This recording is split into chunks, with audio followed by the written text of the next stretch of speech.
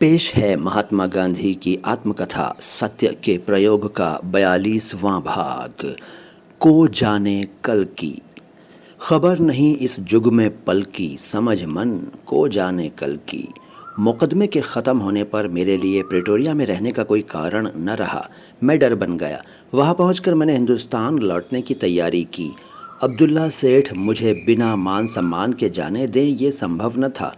उन्होंने मेरे निमित्त से सिडनहैम में एक सामूहिक भोज का आयोजन किया।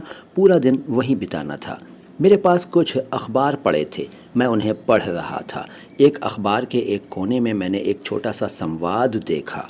उसका शीर्षक था इंडियन फ्रेंचाइज, यानी हिंदुस्तानी मताधिकार। इस संवाद का आशय ये था कि हिंदुस्तानियों को निटाल की धारा सभा के लिए सदस्य चुनने का जो अधिकार है वो छीन लिया जाए। धारा सभा में इससे संबंध रखने वाले कानून पर बहस चल रही थी। मैं इस कानून से अपरिचित था। भोज में सम्मिलित सदस्यों में से किसी को भी हिंदुस्तानियों का अधिकार छीनने वाले इस बिल की कोई खबर न थी। मैंने अब्दुल्ला सेठ से पूछा। उन्होंने कहा, इन बातों को हम क्या जाने, व्यापार पर कोई संकट आवे तो हमें उसका पता चलता है।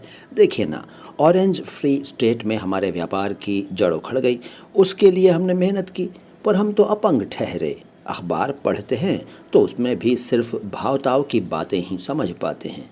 कानूनी बातों का हमें क्या पता चले। हमारे आँख कान तो हमारे गोरे वकील हैं। मैंने पूछा, पर यहाँ पैदा हुए और अंग्रेज़ी जानने वाले इतने सारे नौजवान हिंदुस्तानी यहाँ हैं, वे क्या करते हैं? अब्दुल्ला सेठ ने माथे पर हाथ रख कर कहा, अरे भाई, उनसे हमें क्या मिल सकता है? वे बेचारे इसमें क्या समझें? वे तो हमारे पास भी नहीं फटकते, और सच पूछो तो हम भी उन्हें नहीं पहचानते। वे ईसाई हैं, इसलिए पादरियों के पंजे में हैं, और पादरी सब गोरे हैं जो सरकार के अधीन हैं। मेरी आंखें खुल गईं। इस समाज को अपनाना चाहिए। क्या ईसाई धर्म का यही अर्थ है? वे ईसाई हैं, इससे क्या हिंदुस्तानी नहीं रहे और परदेशी बन गए? किंतु मुझे तो वापस स्वदेश जाना था, इसलिए मैंने उपर्युक्त विचारों को प्रकट नहीं किया। मैंने अब्दुल्ला सेठ से कहा, लेकिन अगर ये कानून इसी तरह पास हो गया तो आप सबको बड़ी मुश्किल में डाल देगा। ये तो हिंदुस्तानियों की आबादी को मिटाने का पहला कदम है। इसमें हमारे स्वाभिमान की हानि है। हो सकती है, परंतु मैं आपको फ्रेंचाइज। इस तरह अंग्रेज़ी भाषा के कई शब्द अपना रूप बदल कर देशवासियों में रूढ़ हो गए थे। मताधिकार कहो तो कोई समझता ही न था। का इतिहास सुनाऊं? हम तो इसमें कुछ भी नहीं समझते, पर आप ये तो जानते ही हैं कि हमारे बड़े वकील मिस्टर एस्कम्ब हैं। वे ज़बरदस्त लड़वैया हैं। उनके और यहाँ के जेटी इंजीनियर के बीच खासी लड़ाई चलती है। मिस्टर एस्कम्ब के धारा सभा में जाने में ये लड़ाई बाधक होती थी। उन्होंने हमें अपनी स्थिति का भान कराया। उनके कहने से हमने अपने नाम मतदाता सूची में लिखवाए और अपने सब मत मिस्टर एस्कम्ब को दिए। अब आप देखेंगे कि हमने अपने इन मतों का मूल्य आपकी तरह क्यों नहीं आंका, लेकिन अब हम आपकी बात समझ सकते हैं। अच्छा तो कहिए, आप हमें क्या सलाह देते हैं?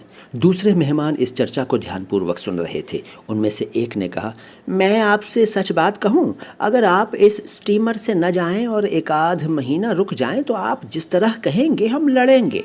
दूसरे सब एक साथ बोल उठे, ये बात सच है। अब्दुल्ला सेठ, आप गांधी भाई को रोक लीजिए। अब्दुल्ला सेठ उस्ताद ठहरे। उन्होंने कहा, अब उन्हें रोकने का मुझे कोई अधिकार नहीं, अथवा जितना मुझे है उतना ही आपको भी है।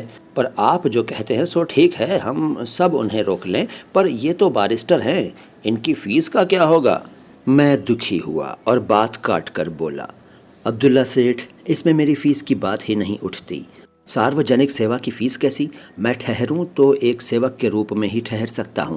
मैं इन सब भाइयों को ठीक से पहचानता नहीं, पर आपको भरोसा हो कि ये सब मेहनत करेंगे तो मैं एक महीना रुक जाने के लिए तैयार हूं।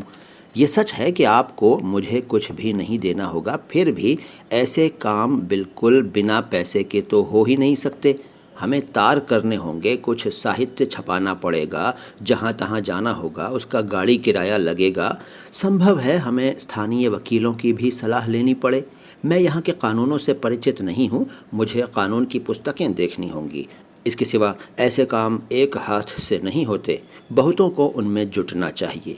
बहुत सी आवाज़ें एक साथ सुनाई पड़ीं। खुदा की मेहरबानी है, पैसे इकट्ठा हो जाएंगे, लोग भी बहुत हैं, आप रहना कबूल कर लें तो बस है। सभा सभा न रही। उसने कार्यकारिणी समिति का रूप ले लिया। मैंने सलाह दी कि भोजन से जल्दी निबट कर घर पहुंचना चाहिए। मैंने मन में लड़ाई की रूपरेखा तैयार कर ली। मताधिकार कितनों को प्राप्त है सो जान लिया और मैंने 1 महीना रुक जाने का निश्चय किया। इस प्रकार ईश्वर ने दक्षिण अफ्रीका में मेरे स्थायी निवास की नींव डाली और स्वाभिमान की लड़ाई का बीज रोपा गया। दोस्तों, आप सुन रहे थे महात्मा गांधी की आत्मकथा सत्य के प्रयोग का 42वां भाग। आज के इस ऑडियो को, इस वीडियो को लाइक कीजिए। चैनल को सब्सक्राइब नहीं किया है तो सब्सक्राइब कर लीजिए। इससे पहले वाले एपिसोड्स भी सुनिए और इसके बाद वाले एपिसोड्स भी ज़रूर सुनिएगा। ये चैनल है नो बकवास बातें ख़ास और मैं हूँ मोइन शम्सी। शुक्रिया।